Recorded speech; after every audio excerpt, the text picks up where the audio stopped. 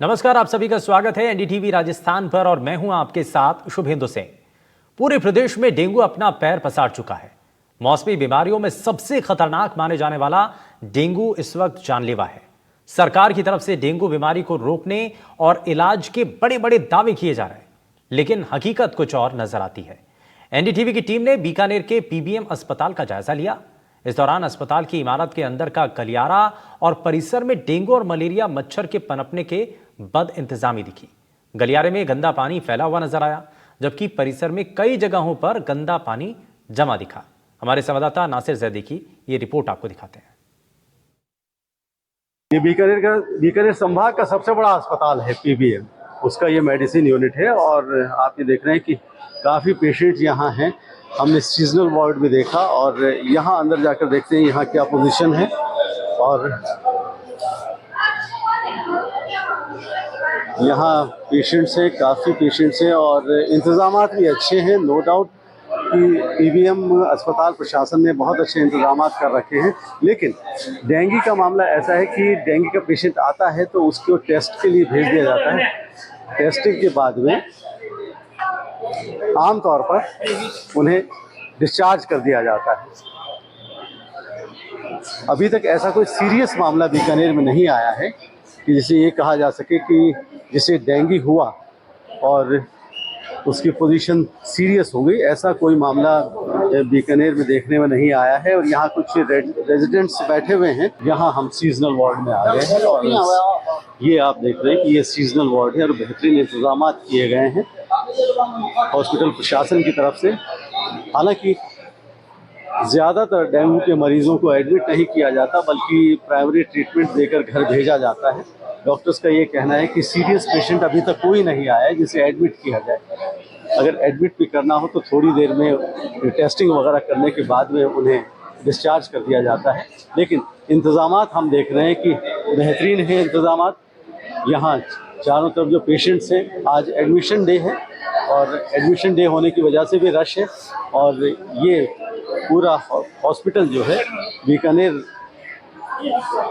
के एतबार से बहुत इम्पॉर्टेंट हॉस्पिटल है और ये सीरियस पेशेंट यहाँ आते हैं। और यहाँ आप देख रहे हैं कि यहाँ रेजिडेंट्स बैठे हैं और दूसरा स्टाफ भी बैठा है। नर्सिंग स्टाफ भी पूरी मुस्तैदी से अपने काम में लगा हुआ है। पूरा स्टाफ यहाँ देख रहे हैं मुस्तैदी से काम में लगा हुआ है कि अगर कोई पेशेंट आता है तो पूरी उसे तवज्जो दी जा रही है। लेकिन चूँकि आज एडमिशन डे है इसलिए रश काफ़ी नज़र आ रहा है। डॉक्टर मनीष सिंह हमारे साथ मौजूद हैं और डॉक्टर मनीष सिंह बहुत सीनियर रेजिडेंट्स में माने जाते हैं। हम बात कर रहे हैं डॉक्टर साहब, डेंगू की क्या पोजीशन है और पेशेंट्स जो आ रहे हैं वो क्या कुछ सीरियस आ रहे हैं या नॉर्मल पेशेंट आ रहे हैं? डेंगू के दोनों टाइप के पेशेंट आ रहे हैं, सीरियस भी और नॉर्मल भी आ रहे हैं हमारे पास। नॉर्मली डेंगू में क्या प्लेटें कम हो जाती हैं, तो प्लेटें कईयों की 1,40,000 भी ऐसे भी आते हैं और कई 10,000 करके भी आते हैं हमारे पास। तो सीरियस भी आते हैं, पॉलीसिरोसाइटिस करके भी आते हैं, मतलब सोडनेस सुपरैत करके। तो हर टाइप के पेशेंट आते हैं हमारे पास डेंगू के। अच्छा डॉक्टर साहब, आपके यहाँ इंतजामात क्या क्या होने चाहिए और क्या क्या इंतजाम हैं? डेंगू के लिए एक स्पेशल वार्ड होना चाहिए। अगर डेंगू के ज़्यादा सिक पेशेंट आते हैं तो उनको वहाँ शिफ्ट किया जा सके। तो हमारे पास एक स्पेशल डी वार्ड है, सीजनल वार्ड उसको बोलते हैं। तो वहाँ हम अगर ज़्यादा सीरियस पेशेंट होता है तो वहाँ शिफ्ट करा देते हैं। तो उस वार्ड में क्या क्या इंतजाम होते हैं? उस वार्ड में हमारे पास वेंटिलेटर की फैसिलिटी भी है। अगर पेशेंट ज़्यादा सिक होए, क्रिटिकल होए, तो वेंटिलेटर की फैसिलिटी भी है हमारे पास। और सारी रिक्वायरमेंट जितनी भी होती है वो हमारे पास है। अरे डॉक्टर, रेशियो क्या रहता है डेंगू की पेशेंट्स का? हमारे usually 80 to 90 patient per day admit होते हैं। उसमें डेंगू के पेशेंट हमारे पास 10 to 15 आ जाते हैं। क्या क्या ख्याल रखना चाहिए, क्यों होता है, ये बात करने के लिए हमारे साथ मौजूद हैं बीकानेर के पीबीएम हॉस्पिटल के ट्रॉमा सेंटर के chief medical officer doctor L के कपिल। डॉक्टर साहब, ये डेंगू है क्या? डेंगू नाम कैसे? ये डेंगू है या डेंगू है, पहले तो ये बताएं। ये आपके दोनों नाम सही हैं, किसी नाम से भी इसको पुकारा जा सकता है। डेंगू मच्छर है, ये टाइगर मस्कीटो बोलते हैं। इसके ऊपर, मच्छर के ऊपर एक जैसे टाइगर के ऊपर धारियाँ होती हैं, ऐसे काले और सफ़ेद रंग की जिन पर धारियाँ नजर आती हैं, जो दूर से दिख भी सकता है अगर कोई आदमी देखता है तो ये मच्छर जब किसी को काट लेता है, एडिस मस्कीटो, तो उसके अंदर प्लेटलेट्स का जो अनुमान पाता है वो कम होने लगता है शरीर में जो होना चाहिए। तो इसी के अंदर जो डेंगू फीवर बोलते हैं, डेंगू फीवर का डेंगू हेमोरेजिक फीवर जो होता है वो खतरनाक श्रेणी में आता है, उसको काउंट किया जाता है। तो अच्छा डॉक्टर साहब, ये अगर किसी को डेंगू हो जाए है या नहीं है, ये पता कैसे चलता है? सिम्टम्स क्या होते हैं? देखा जाए तो जो बुखार के सबसे पहले लक्षण आते हैं उसके साथ और कोई भी लक्षण आते हैं, लेकिन हम डेंगू को अगर देखें तो आपको क्या देखना चाहिए कि ये नियमित रूप से अगर किसी को डेंगू आ रहा है बुखार के साथ साथ, तो वो आता और जाता रहता है। तो उसके अंदर लाल कलर के धब्बे हो सकते हैं, कहीं से ब्लीडिंग हो सकती है, मल के साथ ब्लीडिंग हो सकती है, काले रंग का मल हो सकता है, या फिर कहीं से खून भी आ सकता है। तो सबसे ज़्यादा ये ध्यान रखना होता है कि कहीं से इस तरह की कोई भी सिम्टम आपको लगे तो फट से दिखाना है और प्लेटलेट की काउंट करवानी है। प्लेटलेट काउंट जैसे 1.5 लाख से लेकर 60 लाख के बीच में तो नॉर्मल मानी जाती है। अगर 1.5 लाख से नीचे जा रही है तो आपको नियमित रूप से बहुत ज़्यादा पानी का सेवन करना होता है, तरल पदार्थ के रूप में कुछ भी आप सेवन कर सकते हैं। बहुत तेज बुखार में ठंडे पानी की पट्टी लगा सकते हैं। जब 40,000 से कम प्लेटलेट होती है तो निश्चित तौर पे आपको हॉस्पिटलाइजेशन का ही रुख करना चाहिए और आपको एडमिट करना चाहिए, ताकि निरंतरता आप ऑब्जर्वेशन में रहेंगे कि आपको प्लेटलेट लगाने की जरूरत पड़ रही है या नहीं।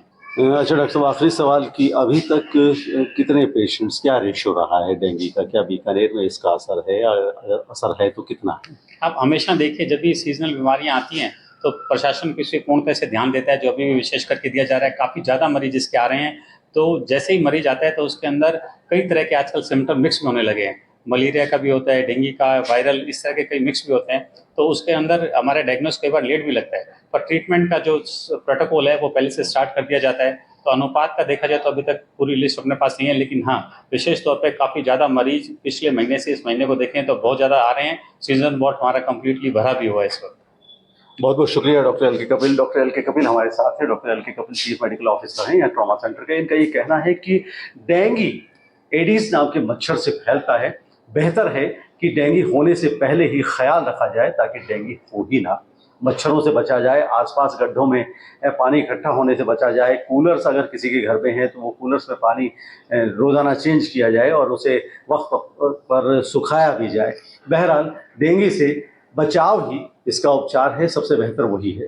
संभाग का सबसे बड़ा अस्पताल, बेहतरीन इंतजामात होने का दावा करने वाला बीकानेर का पीबीएम अस्पताल, आप देख रहे हैं कि अंदर तो बेहतरीन इंतजामात कर रखे हैं कि कोई डेंगू का मरीज़ आए या मलेरिया का मरीज़ आए तो उसे ट्रीट किया जा सके। लेकिन अस्पताल खुद अगर डेंगू फैलाने में लगा हो या मलेरिया फैलाने में लगा हो तो आप क्या कहेंगे? आप मेरे पीछे देख रहे हैं, आप एक साहब तो यहीं खड़े होकर अपने आप को हल्का करने में लगे हुए हैं और दूसरी तरफ आप देखें कि ये हॉस्पिटल कैंपस है। यहाँ पर जगह जगह पानी जमा हो रहा है, कीचड़ है और इनमें मच्छर फैल रहे हैं। हॉस्पिटल के डॉक्टर्स और नर्सिंग ऑफिसर्स लोगों से ये कहते हैं कि मच्छरों से बचाव ही डेंगू और मलेरिया से बचने का सही उपचार है। लेकिन हॉस्पिटल कैंपस के अंदर ही अगर मच्छर पैदा हो रहे हों, यहीं से डेंगू के मरीज़ तैयार होकर जा रहे हों, मलेरिया के मरीज़ तैयार होकर जा रहे हों, तो आप क्या कहेंगे?